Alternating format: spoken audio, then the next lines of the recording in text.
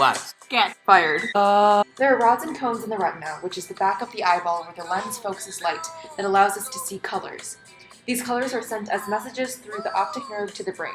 The blind spot is represented by the portion of the eye within the retina that is insensitive to light because it has no photoreceptors, or cones and rods. Light that falls on this region won't be processed to be seen. Therefore, no image is detected in the spot. Located to the right of the center of vision in the right eye and to the left of the center of vision in the left eye. The blind spots are not noticed, however, due to two eyes' visual fields being overlapped.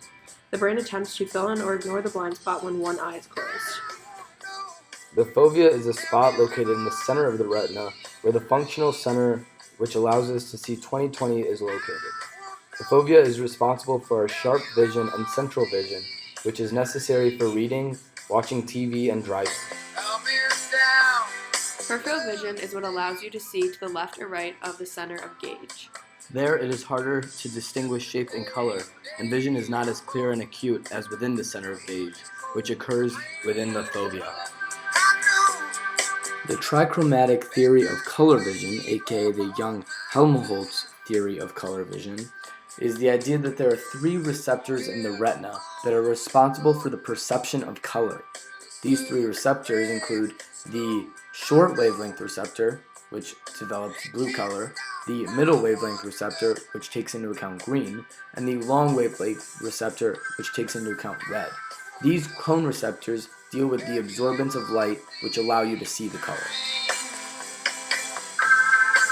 Our ability to perceive color is controlled by three receptor complexes with opposing actions.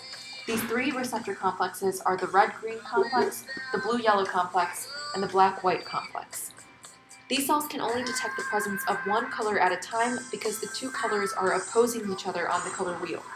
You don't see greenish-red because the opponent cells can only detect one of these colors at a time.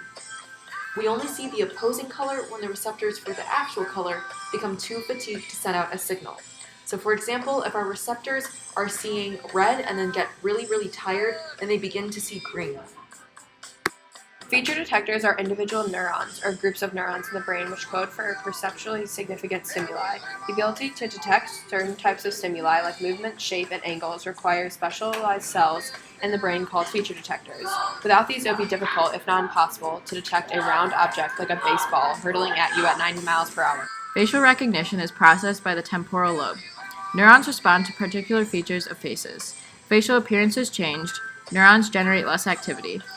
Like recognizing recurring patterns, divide face into visual landmarks, nodal points.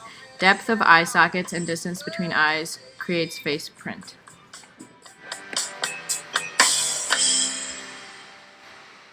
Prosopagnosia is a neurological disorder in which you are unable to recognize faces.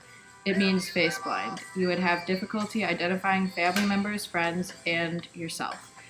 The disorder results from problems in the face network of the brain.